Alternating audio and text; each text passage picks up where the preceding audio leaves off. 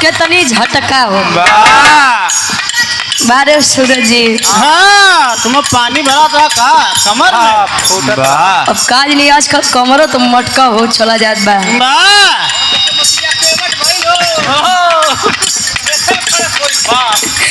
वाह वाह सेवक वाह। अरे बोल गया अबे होए ना होए दे मालिक चाहे जा बाबू जा फिर। अच्छा ठीक बा ठीक। भैया जे खड़ा है बैठी जा। हाँ भैया जे खड़ा है बैठी जा। जे बैठा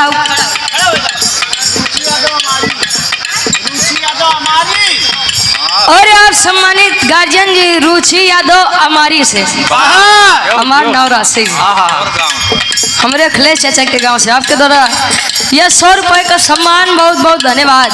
वाह या गर्मी में डब्लू गुरु जी जो ने दुलाई के गवना चल जाए भाई। हाँ कर जो तर हो जाता तर।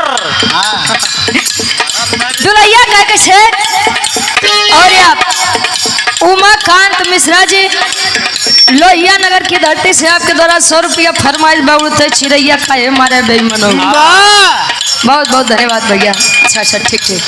दुलई कह के से आहिरे बेईमानवा ले जाला गवानवा ले जाला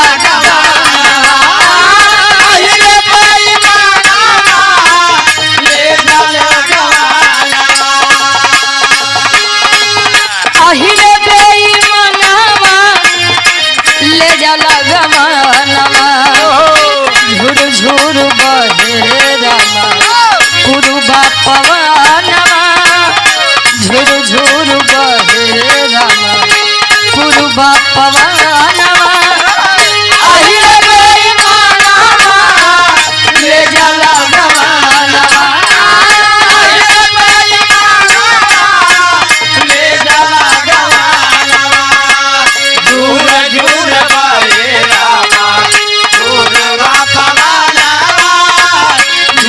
झूर बहे रामा कुरुबा पवनवा आहिरे बेईमानवा ले जाला गवानवा आहिरे बेईमानवा ले जाला गवानवा। और हृदय के गार्जियन जी सम्मानित हमारे बड़का भैया उमा खान भैया इसी ग्राम से। अच्छा आपके द्वारा ये 100 रुपए का सम्मान बहुत बहुत धन्यवाद आशीर्वाद के छा रही। विशाल मास्टर तारा हनीपुर से आपके द्वारा इस 100 रुपये भैया बहुत बहुत धन्यवाद आशीर्वाद के छारे के मुझे अपनी कला में कामयाब रहे। जुग जुग जिया पिया जी खुश कर दियो मोरा जिया। जुग जुग जिया पिया जे खुश कर दिया मोरा जिया जे। क्या जुग जुग जिया पिया जे खुश कर दिया मोरा जिया जे। सुगानियन पढ़ावल हमर लागत सेट कर दिया जी।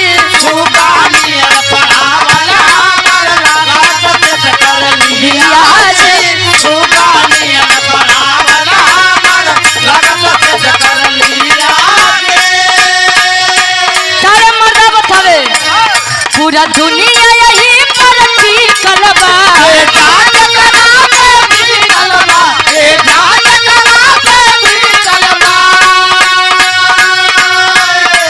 सूरज पूरा दुनिया यही पर टिकल बा। ए जान जकरा पर टिकल बा। दुई कहे इतिहास के पाना में लिखल बा। इतिहास के पाना में लिखल बा।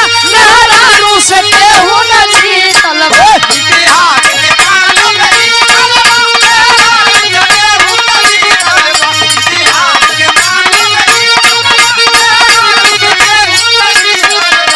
संदन यादव जी हमारे अवधेश भाई के आप बड़े भाई। अच्छा आप गार्जियन जी के द्वारा 100 रुपया बहुत बहुत धन्यवाद आशीर्वाद के छारे के मुझे अपने कला में कामयाब रहे। आइए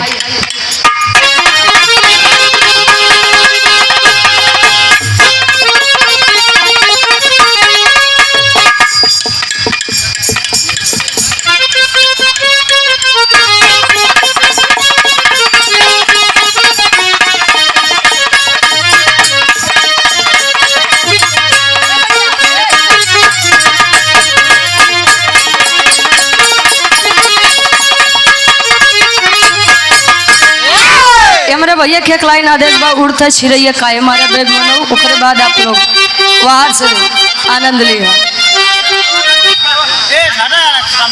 ए भैया हट जा भाई, हट जा।